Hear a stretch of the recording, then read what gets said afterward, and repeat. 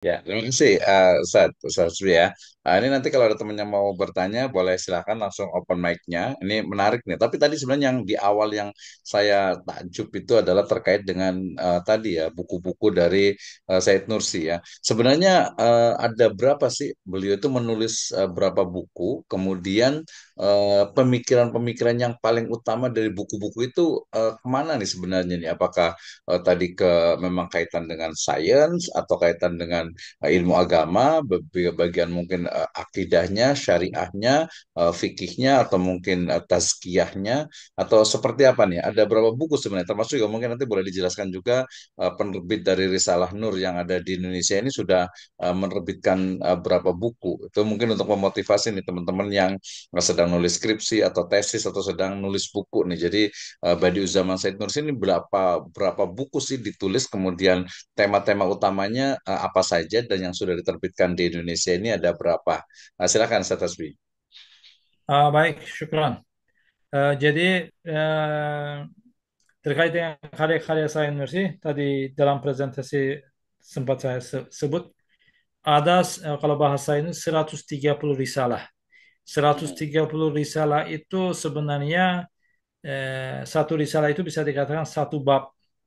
Ada mhm, buku Al-Kalimat itu ya eh, 33 bab.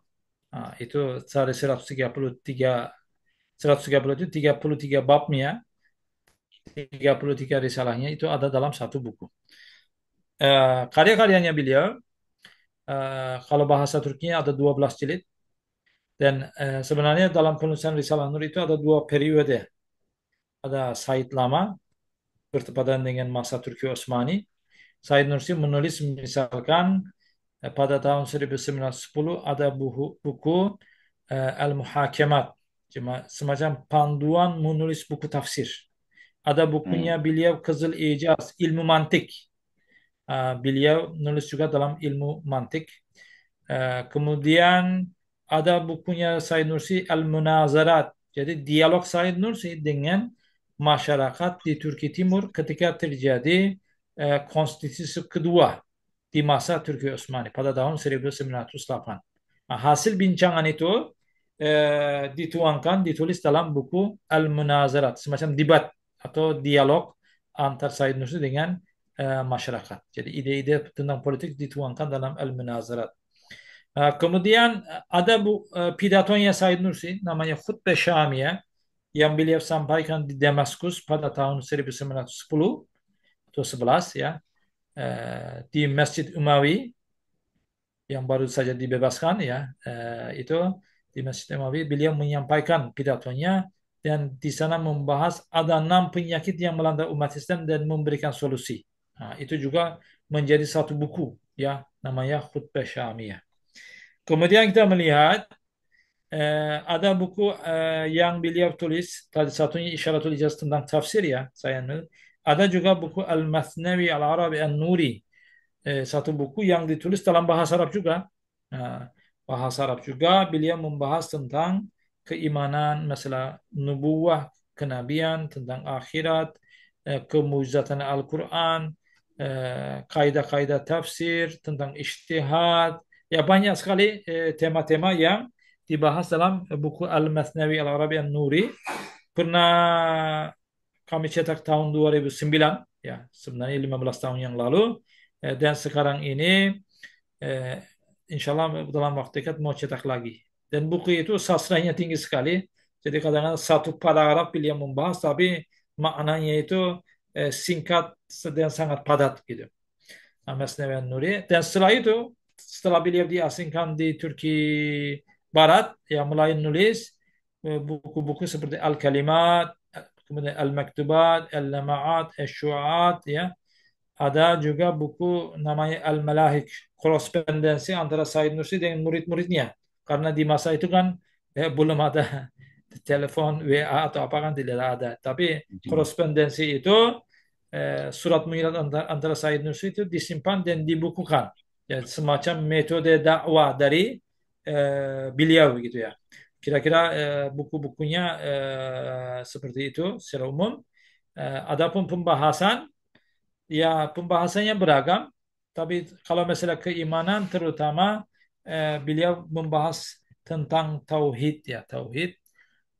Karena menurut beliau, karena di masa itu mungkin pengaruh dari sekularisme, ateisme, positivisme dan berbagai di dünya İslam khususnya di Türkiye itu melemahkan iman masyarakat menurut saya Nursi. Makanya beliau lebih banyak membahas tentang keimanan khususnya tauhid ya tauhid.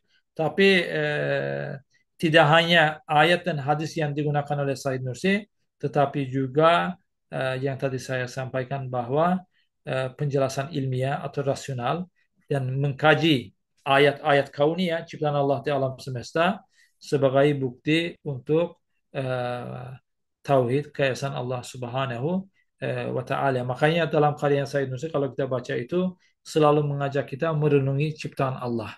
Ya, itu indah sekali ya bahasan-bahasan beliau.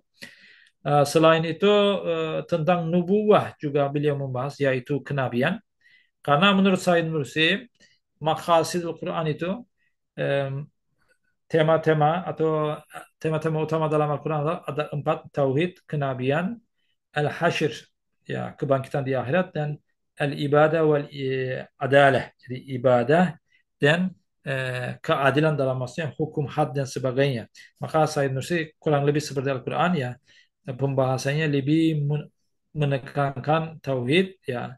Kemudian nubuwah, kenabian beliau jelaskan, tetapi ketika menjelaskan kenabian Üstad Said Nursi tidak membahas kehidupan Rasul Sallallahu Alaihi Wasallam secara kronologis ya, kelahiran sampai wafatnya Nabi Muhammad Sallallahu Alaihi Wasallam, tapi beliau membahas lebih banyak dari sisi kerasulan Rasulullah sebagai eh, Rasul, membimbing umat manusia, suri tauladan bagi umat Islam, fungsi dakwanya dan sebagainya. Itu yang banyak dibahas dalam Risalah Nur. Kemudian terkait dengan hari akhir, alam akhirat itu juga salah satu tema yang dibahas dalam Risalah Nur. Kenapa ada penekanan juga untuk alam akhirat itu? Karena pada masa rejim sekuler itu eh, ada mungkin ada usaha bagaimana menghilangkan iman kepada hari akhir dari masyarakat. Begitu, ada upaya gitu. Makanya misal saya cuma menulis ada buku Risalah Kebangkitan di Akhirat itu bukti-buktinya sangat rasional ya. Tidak hanya ayat hadis tapi beliau menggunakan pendekatan Asmaul Husna seperti nama Allah Al-Adil Al-Hakam ya, itu menuntut adanya alam akhirat dan bukti-bukti nyata yang ada di alam, misalkan perubahan dari musim ke musim, dari musim misalkan musim dingin ke musim semi misalkan. Musim dingin itu seperti mati, tapi musim semi itu semuanya dihidupkan kembali, dibangkitkan kembali. Itu sebagai bukti untuk keberadaan alam akhirat. Itu juga dibahas dalam Risalah Nur. Tadi sempat saya bahas dalam hal ibadah, Said Nursi ya